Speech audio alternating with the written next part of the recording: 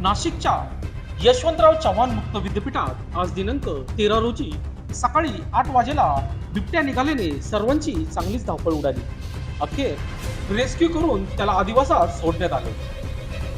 शहरासह लगतच्या गावामध्ये बिबट्याचा मोठ्या प्रमाणात वावर वाढला असून आज दिनांक 13 रोजी सोमवारी सकाळी 8 वाजेच्या दरम्यान यशवंतराव चव्हाण मुक्त विद्यापीठातील एका ऑफिसमध्ये बिबट्या बसलेला दिसला आणि हा संपूर्ण प्रकार सीसीटीव्ही कॅमेऱ्यामध्ये कैद झाला. घटनेची माहिती तात्काळ वन विभागास देण्यात आली.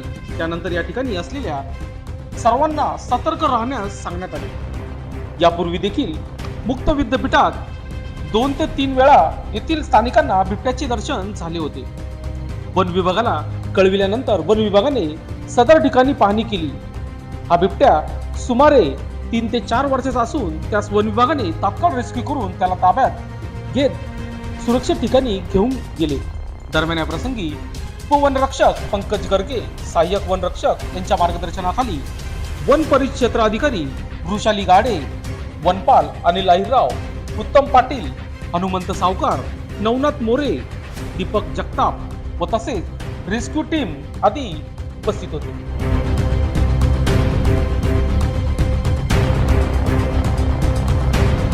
उपशास्त्र रिव्ह्यूसाठी बंटी आढाव, नाशिक.